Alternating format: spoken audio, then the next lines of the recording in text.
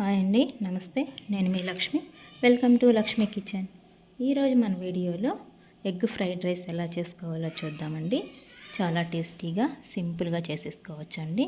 మనకు లంచ్ బాక్స్కి క్విక్గా పెట్టడానికి కూడా చాలా బాగుంటుందండి. ఇప్పుడు ఈ ఎగ్ ఫ్రైడ్ రైస్ ఎలా చేసుకోవాలో చూద్దామండి. ముందుగా స్టవ్ ఆన్ చేసుకొని ప్యాన్ పెట్టుకోవాలండి. ప్యాన్లోకి 3 టేబుల్ స్పూన్ ఆయిల్ వేసుకోవాలి. నేను ఇక్కడ ఆయిల్ కూడా ఎక్కువ వేయట్లేదండి, ఆయిల్ తక్కువతోనే చేసి చూపిస్తున్నాను. నెక్స్ట్ ఇందులోకి 4 ఎగ్స్ తీసుకుంటున్నానండి. మంటని మీడియం టు లో ఫ్లేమ్లో అడ్జస్ట్ చేసుకుంటూ ఈ ఎగ్ అంతా కూడా ఫ్రై చేసుకోవాలండి. ఎగ్ కొద్దిగా ఫ్రై అయిన తర్వాత నెక్స్ట్ ఇందులోకి మన టేస్ట్కి తగ్గ సాల్ట్ వేసుకుందాం. 1 టేబుల్ స్పూన్ మిరియాల పొడి వేసుకుందామండి. ఇదంతా కూడా మళ్ళీ ఒకసారి బాగా కలుపుకోవాలి. ఈ ఎగ్ అంతా కూడా ప్యాన్కి సపరేట్ అయ్యి బాగా ఫ్రై అయిపోవాలండి. చూడండి, ఇలా అయితే ఫ్రై చేసేసుకోవాలి. ఇప్పుడు ఎగ్ అంతా కూడా మనం ఒక బౌల్లోకి తీసి పెట్టేసుకుందామండి. నెక్స్ట్ అదే ప్యాన్లోకి మరో 5 టేబుల్ స్పూన్ ఆయిల్ వేసుకుంటున్నానండి. ఆయిల్ బాగా హీట్ అయిన తర్వాత ఒక 5-6 వెల్లుల్లి పొట్టు తీసుకొని సన్నగా కట్ చేసి పెట్టుకున్నాను. 1 టేబుల్ స్పూన్ జీరా, 2 కూడా వేసేసుకుంటున్నానండి.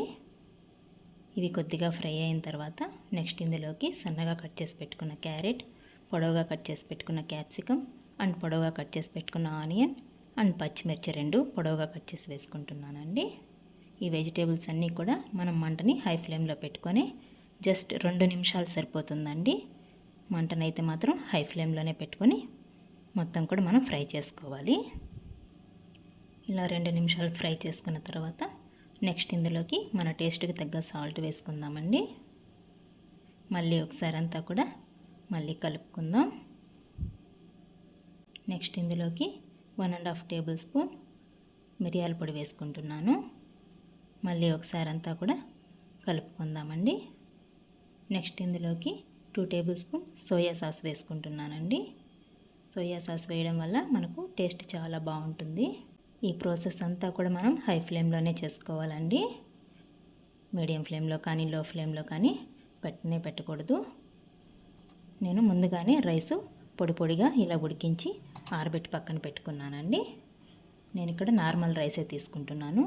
మీకు బాస్మతి రైస్ ఇష్టమైతే ఏవైనా తీసుకోవచ్చండి. ఇప్పుడు ఈ రైస్ అంతా కూడా ఇందులోకి వేసేసుకుందామండి. ఇదంతా కూడా మెల్లగా కలుపుకోవాలండి, లేదంటే రైస్ మనకు విరిగిపోతుంది. ఇలా రైస్కి అంతా బాగా పట్టేలాగా మనం బాగా అయితే కలుపుకోవాలి. నెక్స్ట్ ఇందులోకి మనం ఫ్రై చేసి పెట్టుకున్న ఎగ్ వేసేసుకుందాం. ఇదంతా కూడా మళ్ళీ ఒకసారి బాగా కలుపుకోవాలండి. ఇప్పుడు ఒకసారి టేస్ట్ చెక్ చేసుకోండి. సాల్ట్ కానీ ఏమైనా తగ్గితే వేసుకోవాలండి. నాకైతే అన్నీ కరెక్ట్గా సరిపోయాయి. మనం ఇక్కడ రెడ్ చిల్లీ పౌడర్ కూడా ఏం యూస్ చేయట్లేదండి, ఓన్లీ పెప్పర్ పొడి అండ్ చిల్లీతోనే చేసుకుంటున్నాం కదా. చాలా టేస్ట్ బాగుంటుంది. ఇందులోకి సన్నగా తరిగిన పుదీనా కానీ కొత్తిమీర కానీ వేసుకొని ఒకసారి కలుపుకొని స్టవ్ ఆఫ్ చేసేసుకునేస్తే మనకు ఎగ్ ఫ్రైడ్ రైస్ అయితే రెడీ అయిపోయిందండి. పుదీనా ఫ్లేవర్ చాలా బాగుంటుంది, ఒకసారి ట్రై చేయండి. అంతే అండి. ఇదంతా కూడా ఒకసారి మళ్ళీ కలిపేసుకొని స్టవ్ ఆఫ్ చేసేసుకొని సర్వింగ్ బౌల్లోకి తీసేసుకుంటే వేడి ఎగ్ ఫ్రైడ్ రైస్ అయితే రెడీ అయిపోయిందండి. మీరు ఒకసారి ట్రై చేయండి. మీకు ఎలా వచ్చిందో కామెంట్ చేయండి. నా వీడియోస్ కనుక మీకు నచ్చినట్లయితే ప్లీజ్ లైక్ చేయండి, మీ ఫ్రెండ్స్ అండ్ రిలేటివ్స్కి షేర్ చేయండి. మరిన్ని కొత్త వీడియోస్ కోసం మన ఛానల్ని సబ్స్క్రైబ్ చేసుకోండి. థ్యాంక్స్ ఫర్ వాచింగ్ అండి.